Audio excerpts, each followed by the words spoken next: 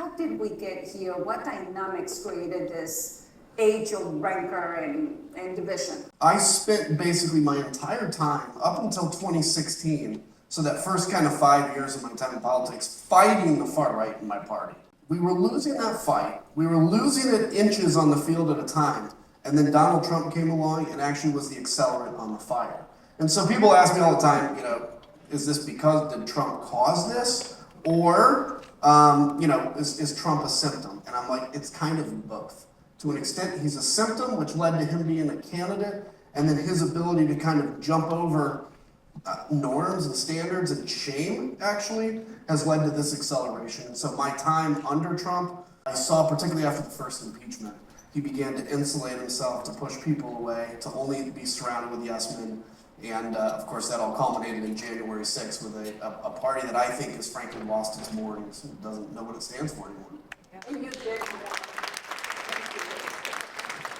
did warn us, the American people, of a second Trump presidency. You have said that is worse than you ever imagined. Yeah, it is. How so? I knew that the second administration would be very much emboldened to say, go around constitutional norms and everything else. What he's done, his shamelessness, his ability to say, I don't know if I'm going to follow the Constitution. I don't know if my job is to follow. I'll ask the lawyers about that. Listen, if I was president, the answer would be absolutely. Whatever I do will follow the Constitution. The nuances of that, maybe the lawyers can answer, but I guarantee you my job is to defend it. And what worries me more than anything, I'm not just here to, doom and gloom, but we have to embrace it. As we said in the war, it's like embrace the suck, embrace the moment we're at. What worries me more than anything is seeing people that I worked with that I knew had no spine. That's fine, right? They had no spine, they've proven that. But now enthusiastically going along with this, and they know better. That's the biggest concern I have right now. Yep. And I also just quickly worry about the fact that the opposition to this becomes, and this is my warning, becomes a left versus right battle. This is not left against right. I'm a centrist, okay? So I don't even know if I'm right or left anymore. But this is democracy defense against authoritarianism.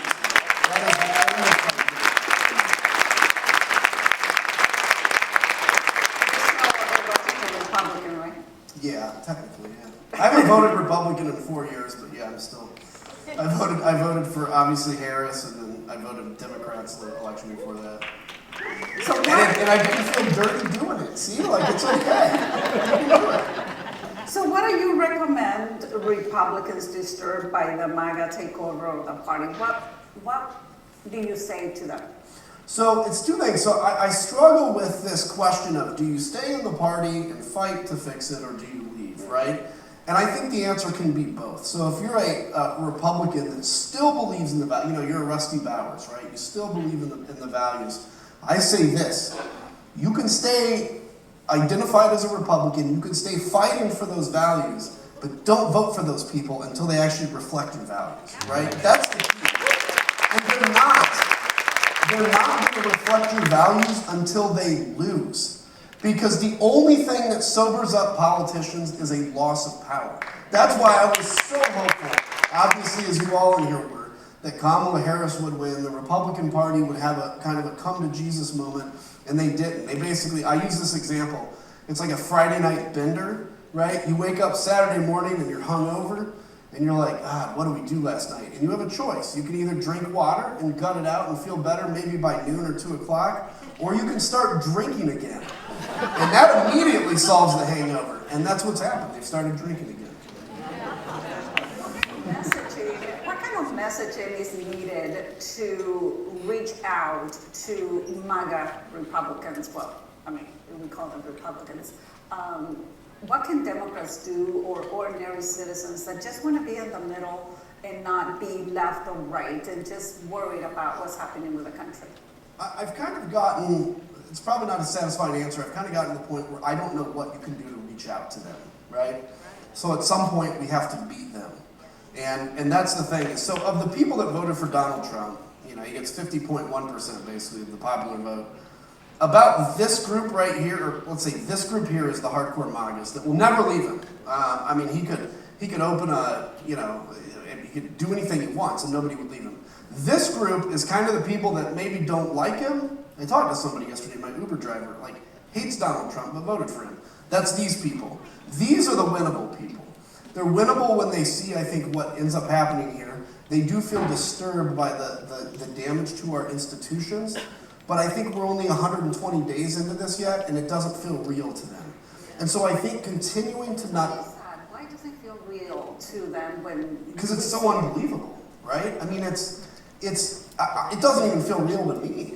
I mean, I'm sitting here like, wait, so we're actually deporting American citizens now and we don't care? Like, this can't be real. And I think once the consequences of that settle in, that group may be somewhat winnable, but the reality is just, my advice to Democrats, or what I will say generally, the pro-democracy coalition, is focus on the big issues, get back to talking to middle-class voters, right? Bill Clinton Democrats, without the controversy, but like, let's get back to talking to the middle class. And the other thing is, let's get back to talking to young men.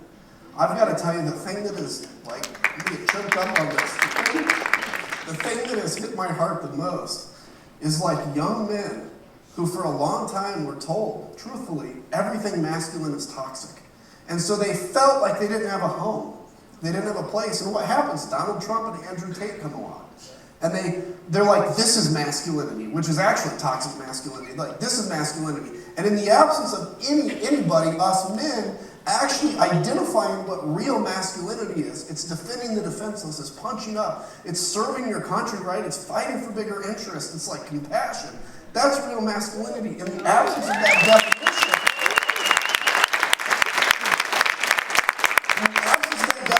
Andrew Tate and Donald Trump come along. And that's why 70% of young men voted for him.